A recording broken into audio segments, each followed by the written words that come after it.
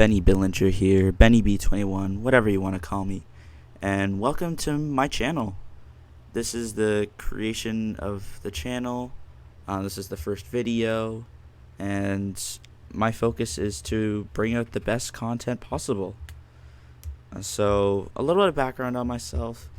I am a seniors Pokemon TCG competitive player. I've been playing the game since 2016.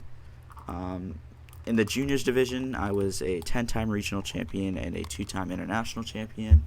I haven't really seen the same success that I've had in juniors per se, but I'm still I feel like a top tier player, and I've had some fairly good accomplishments in seniors, but nothing as good as juniors. But that being said, I still feel that I have a good understanding and knowledge of the game, and I feel like I can bring you guys some very good content and walk you through what goes on through my head while I make these plays. So to start off today, what better way to start with kind of a rogue deck, some may say, in Entei and Iron Valiant. So this list is the same list I played to the San Antonio Regional Championships this past weekend. I placed 31st with it with the record of 5-3. I feel like I could have done better with the deck. Not necessarily played better. I think I played it pretty well. I think I got a bit unlucky with the matchups and stuff, but I feel like this deck still has a lot of potential. And for those considering any form of Entei Iron Valiant for the next event, maybe they can take in consideration at this list. So for starters, the big thing that differentiates this list from other lists is the gift energy. I think gift energy has a very good spot in this deck, as it gives the ability to draw cards after an opposing Iono, or draw cards when you have a dead hand per se, and I feel like it has a lot of good uses in this deck.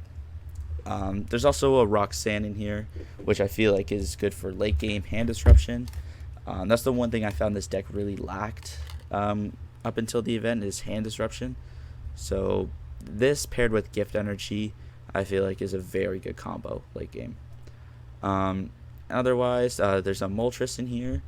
This card is really good for any one prize matchups like Guardy, early game against Lost Box, Charizard, and it's really good against Mew as well, as it hits Genesect for weakness. So you can hit a Genesect for 180 and pair that with a single ping from Iron Valiant V. It'll do enough to KO. So without further ado, let's get into the game. So looks like we found a match here. So this is actually a very important thing in the game, is the coin flip.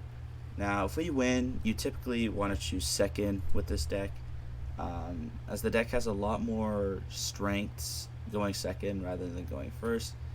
It only runs 4 Battle VIP Pass, 2 Nest Ball, and 2 Techno Radars, which, I mean, for consistency, it's not bad, but you really want to be able to utilize supporters and obviously be able to utilize a turn 1 attack.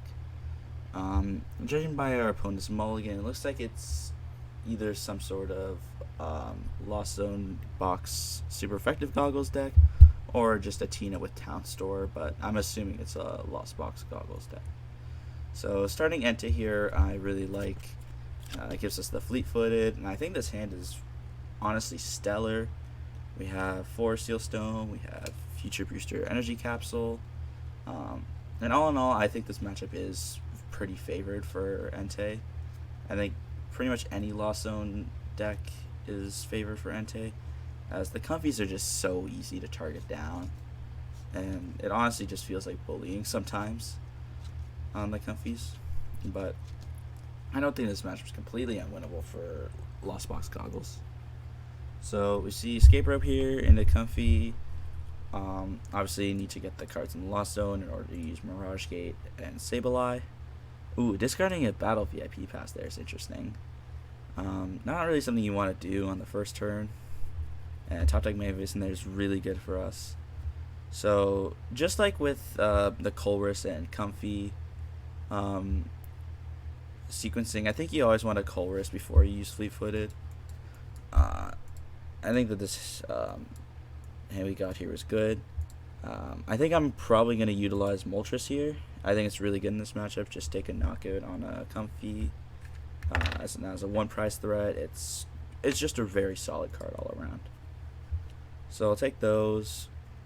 I'll bench both the Valiants, bench Moltres, bench Squawk. Who needs Battle VIP Pass, am I right? I'll bench that. Attach Future Booster Energy Capsule. Attach 4 Seal Stone. Switch cart into Iron Valiant. I'll put 20 on this Comfy. And then I'll just Squawk. Ooh, this is a pretty good hand we got here. We'll probably use Nest Ball.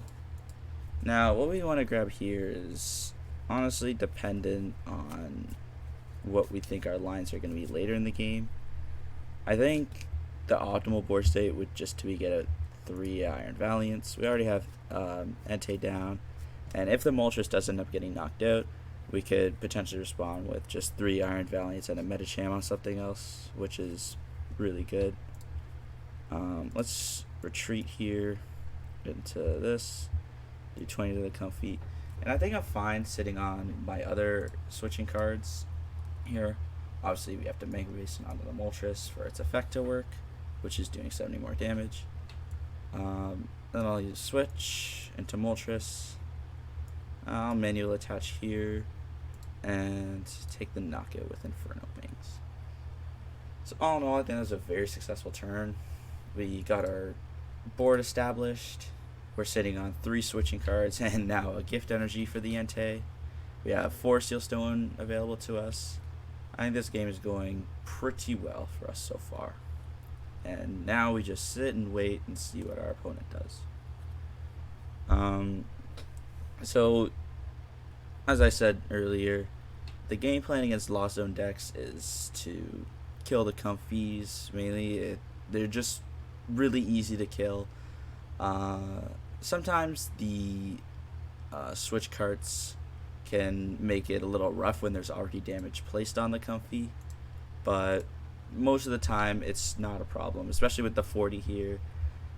It basically only takes away 1 Valiant ping because we can just go 3 and then boom, it does 70. It all adds up to 70. So I think we're probably going to take a knockout on this Comfy next turn regardless, along with the KO on something else with Entei. And I don't think I want to use the 4 Seal Stone next turn. I'd rather hold it. Oh, and there's a concession. Alrighty guys, thank you all for watching. I really hope that you enjoyed this video, and I hope that I can continue to provide content going forward. If you guys have any feedback, please leave it in the comments below, and I guess I'll see you in the next one.